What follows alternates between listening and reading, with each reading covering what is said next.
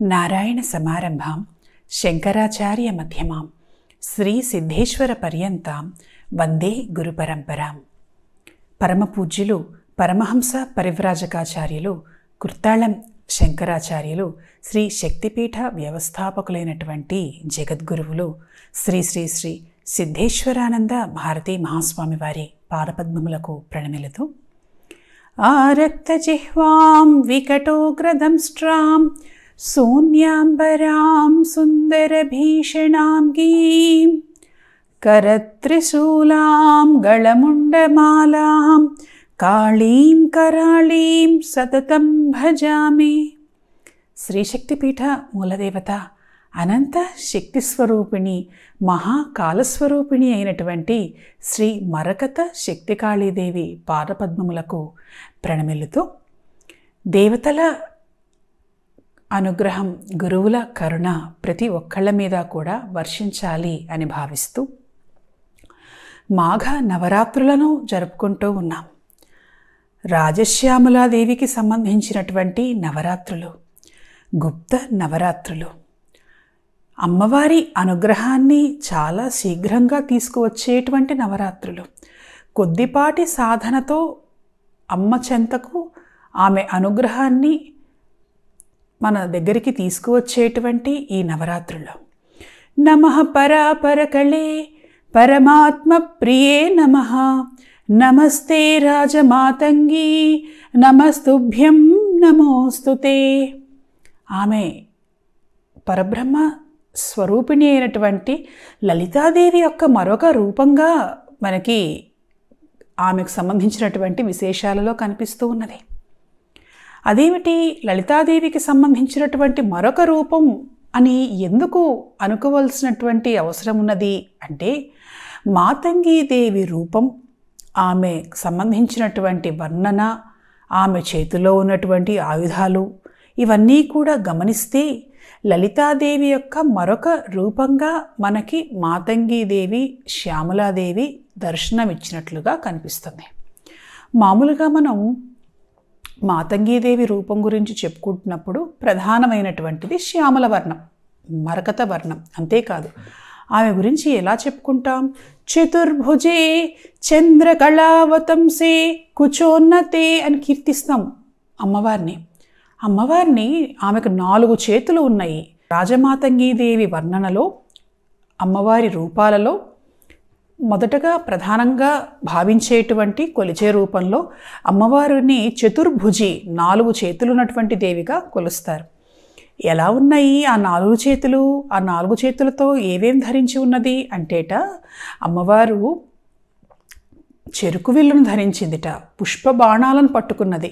ఒక చేతిలో పాశము, మరొక చేతిలో అంకుశము. ఎవరి చేతిలో ఉంటాయి ఈ 4 అంటే లలితాదేవి చేతిలో ఉంటాయి.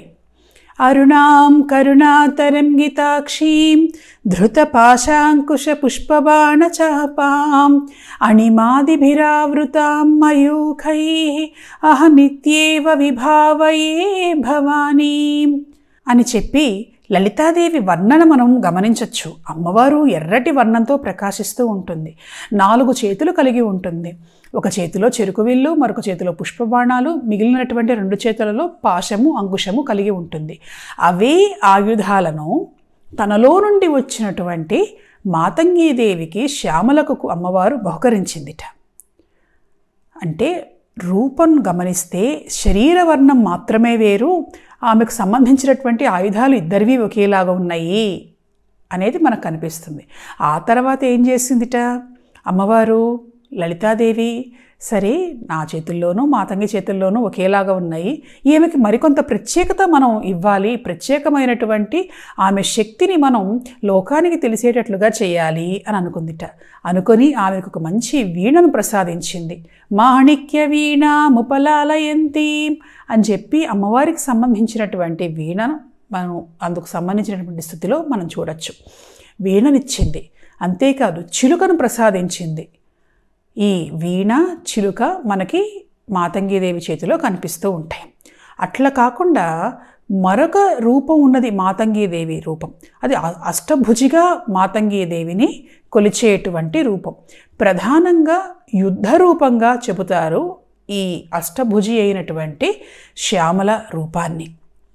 పరిపూర్ణమైనటువంటి దేవిగా కేవలం వశీకరణ, ఆకర్షణ, ప్రేమశక్తి, పరాక్రమము, సిరి సంపదలు ఇవి ఇచ్చేటువంటి దేవిగా మాత్రమే కాక అమ్మవారు చేతిలో విల్లును బాణములను ధరించి శత్రు సంహారం చేసినటువంటి, రాక్షస సంహారం చేసినటువంటి దేవిగా కూడా అమ్మవారిని మనం గమనించవచ్చు.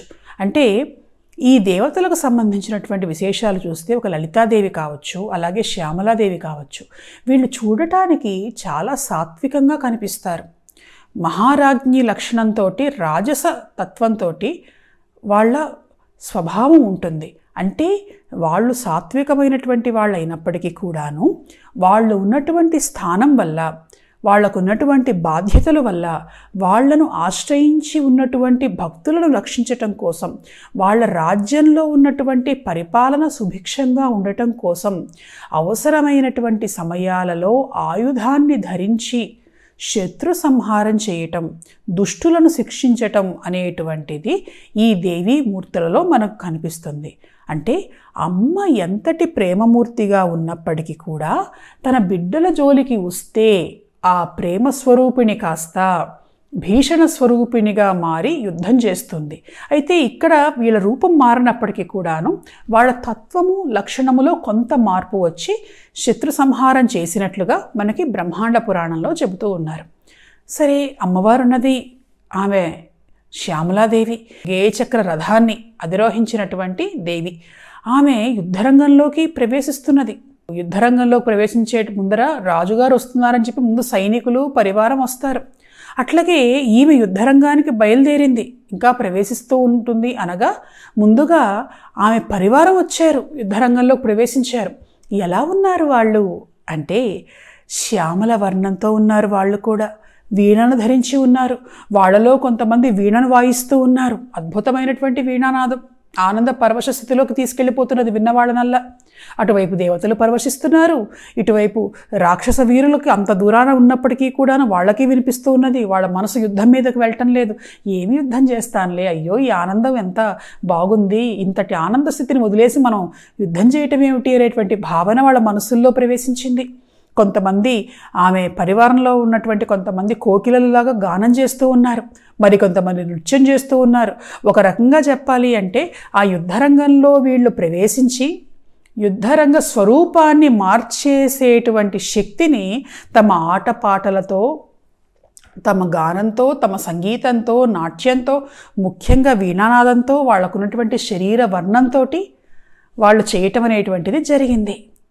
సరే, వస్తున్నారు మా మహారాణి అయినటువంటి లలితాదేవి, ఆమె యొక్క పరివారంలో ప్రధానమైనటువంటి మంత్రిని శ్యామలాదేవి ఆమె వస్తున్నది అని దానికి సూచనగా అధ సంగీత యోగిన్యా మహారాజ్ఞీ పదస్పృశ నిర్వాణ సూచనకరి దివి దద్వాన కాహేళి.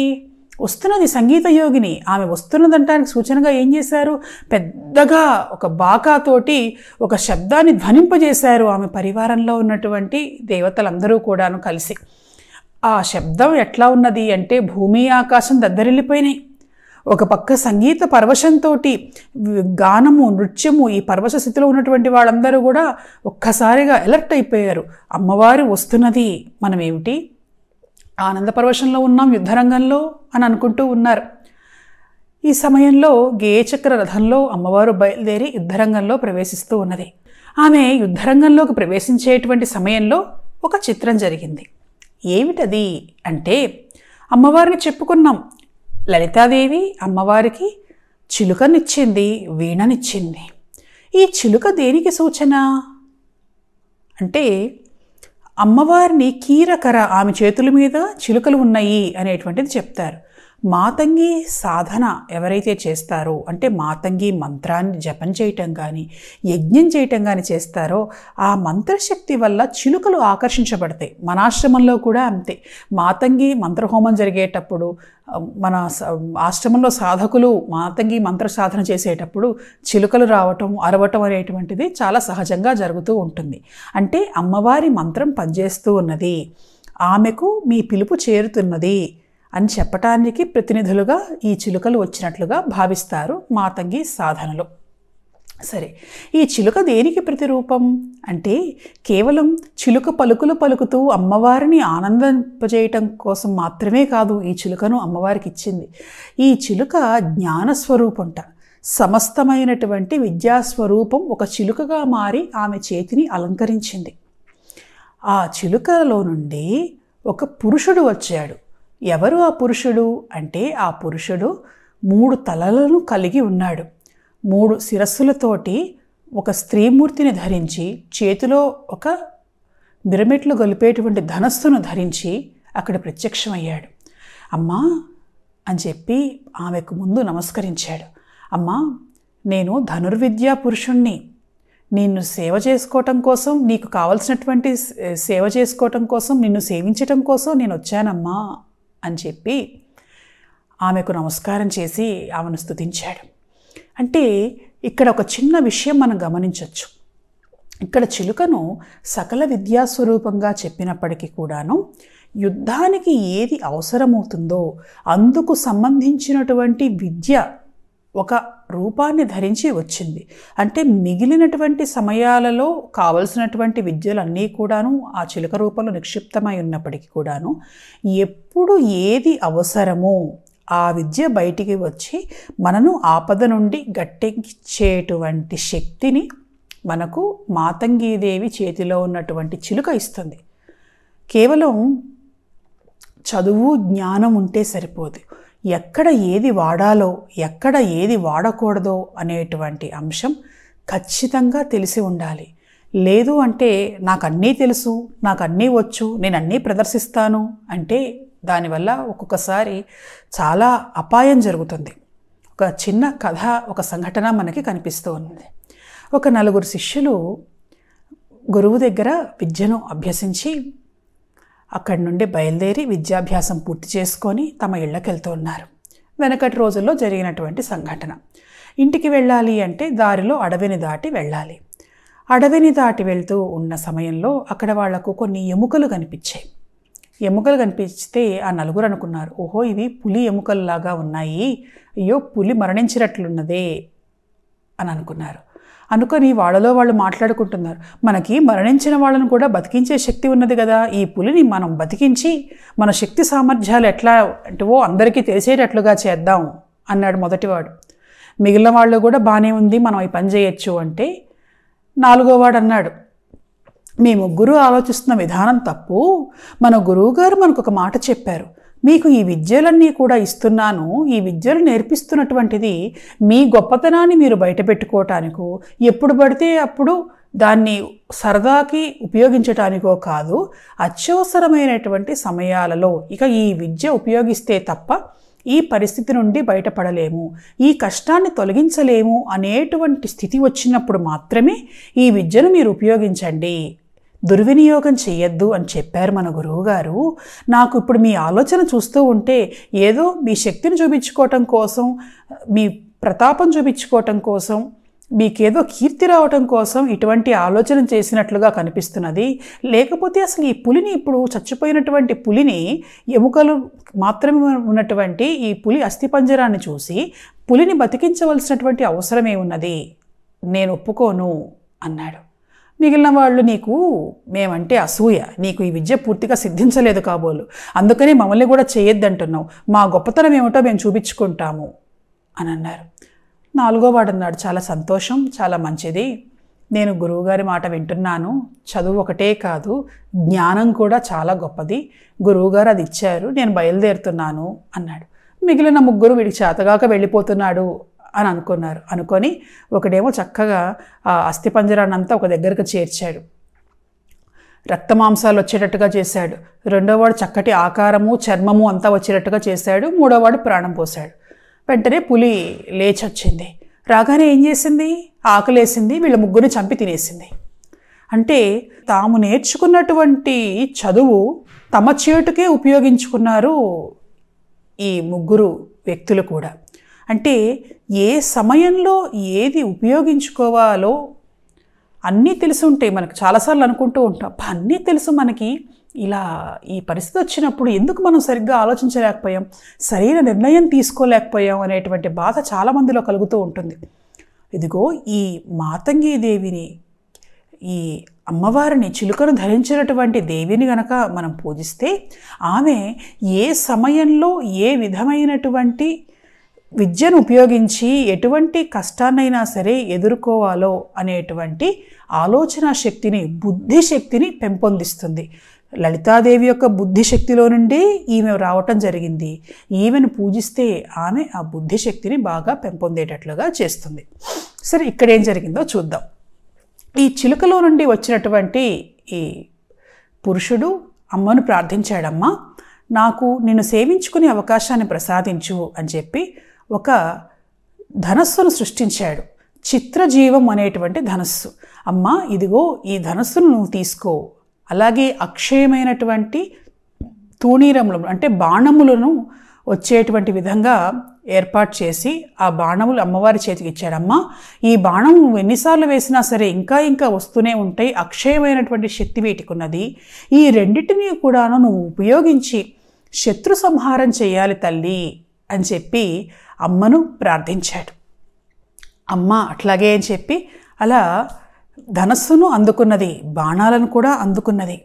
ఇలా ధనస్సును బాణములను ధరించినటువంటి మాతంగీదేవి ఆమె యుద్ధానికి సంసిద్ధురాలైనటువంటి దేవతగా మనం గమనించవచ్చు. సరే, అమ్మవారు బయలుదేరింది, యుద్ధరంగానికి వెళ్తూ ఉన్నది. వెళ్తూ ఉంటే ఏం జరిగింది? ఆమెతో పాటు ఉన్నటువంటి పరివార దేవతలు ముందు వెళ్ళారని చెప్పుకున్నాం. వాళ్ళందరూ అమ్మ కోసం ఎదురు చూస్తూ ఉంటే ఆమె తన సఖులను తీసుకొని బయలుదేరింది. ఆమెకు మరొక ప్రధానమైనటువంటి 2 సఖులున్నారు. ఎవరు వాళ్ళిద్దరూ అంటే యంత్రిణీ తంత్రిణీ చైవ ద్వేతస్య పరిచారికే సుఖం వీణాం చ శిరస వహంత్యౌ పరిచేరతుః. యంత్రిణి తంత్రిణి అని 2 సఖులను తీసుకొని బయలుదేరింది. అదేమిటి యంత్రిణి తంత్రిణి? వీళ్ళ పేర్లను చూస్తుంటేనే తెలుస్తుంది. యంత్రిణి అనేటువంటి దేవత, ఆమె ఆధీనంలో యంత్రములన్నీ ఉంటాయిట. తంత్రిణి అనేటువంటి దేవత, ఈమె ఆధీనంలో తంత్ర ప్రక్రియలన్నీ కూడా ఉంటాయి. వీళ్ళిద్దరినీ తీసుకెళ్ళటం ఏమిటి యుద్ధరంగంలోకి? ఏదో యుద్ధం అంటే ఇప్పుడేదో ధనుర్వేద పురుషుడు వచ్చి విల్లుని బాణాలని ఇచ్చాడంటే ఒక అర్థం ఉంది. ఏదో శత్రువుల్ని చంపటం కోసం, సంహరించడం కోసం ఇచ్చాడు, వాటిని తీసుకుని యుద్ధరంగంలోకి వెళ్ళారు, బాగానే ఉంది. ఈ యంత్రాలకు అధిదేవతని, తంత్రాలకు అధిదేవతని వీళ్ళని తీసుకొని వెళ్ళటం ఏమిటి? అసలు వాళ్ళు అమ్మవారిని ఎందుకు సేవిస్తున్నారు అంటే దీంట్లో ఒక గొప్ప విషయం దాగున్నది. ఏమిటి అంటే శత్రువు అనేటువంటి వాడు యుద్ధరంగంలో ప్రవేశించినప్పుడు మన ఎదురుకుండా వచ్చి యుద్ధం చేస్తే కనిపించేటువంటి శత్రువుతో, వాడి చేతుల్లో ఉన్నటువంటి ఆయుధాలతో మనం కూడా యుద్ధం చేయొచ్చు. కానీ కనిపించనటువంటి శత్రువులు కొన్నిసార్లు శక్తులు పనిచేస్తూ ఉంటాయి. ఏమిటి అంటే ధర్మబద్ధమైనటువంటి యుద్ధంలో గెలవలేక కొన్నిసార్లు యంత్రప్రయోగాలు, తంత్రప్రయోగాలు చేస్తూ ఉంటారు. దానివల్ల ఏం జరుగుతుంది అంటే యుద్ధానికి వెళ్ళి మనం ఎంత ధర్మబద్ధంగా యుద్ధం చేసినా సరే యుద్ధంలో గెలవలేము. ఏదో అకారణమైనటువంటి బాధ, ఇబ్బంది వస్తుంది. కొన్నిసార్లు ఏమిటి అసలు యుద్ధరంగం దాకా కూడా వెళ్లకుండానే ప్రయోగశక్తి వల్ల ఒక అనారోగ్యం రావచ్చు, మరణించవచ్చు, ఏదైనా జరగచ్చు. లేదు అంటే కొన్నిసార్లు యుద్ధం చేసి ఓడిపోవచ్చు. ఇటువంటివన్నీ కూడాను మంత్రప్రయోగాలు, తంత్రప్రయోగాలు, యంత్రప్రయోగాల ద్వారా చేస్తూ ఉంటారు.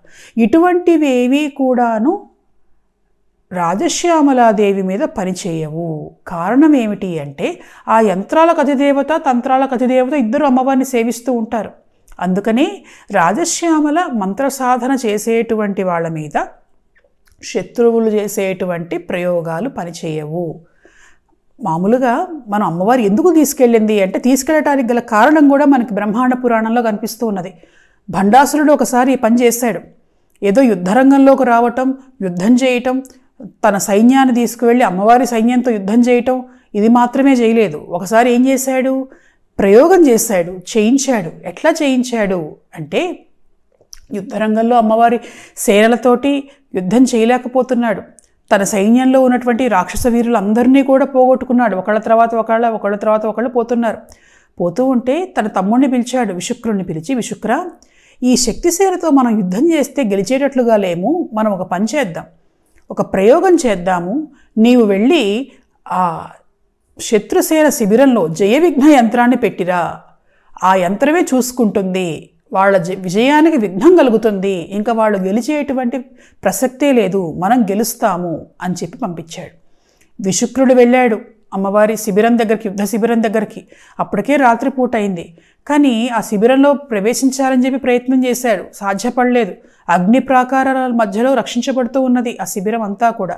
అప్పుడు ఏం చేశాడు, ఆ ప్రాకారం బయట 4 మైళ్ళు ఇంటూ 4 మైళ్ళ చొప్పున ఒక పెద్ద యంత్రాన్ని గీశాడు, జయ విఘ్న యంత్రము.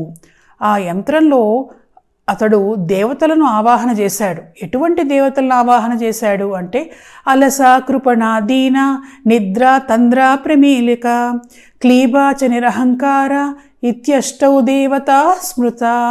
అలస, కృపణ, దీన, నిద్ర, తంద్ర, ప్రమీలిక, క్లీబ, నిరహంకార. వాళ్ళ పేర్లు చూడండి, చూస్తుంటేనే అలసత్వం, నిద్ర, దీనస్థితి, ఏమి చేయలేనితనం, ఇవన్నీ కూడా ఉన్నటువంటి దేవతలను అందులోకి ఆవాహన చేశాడు.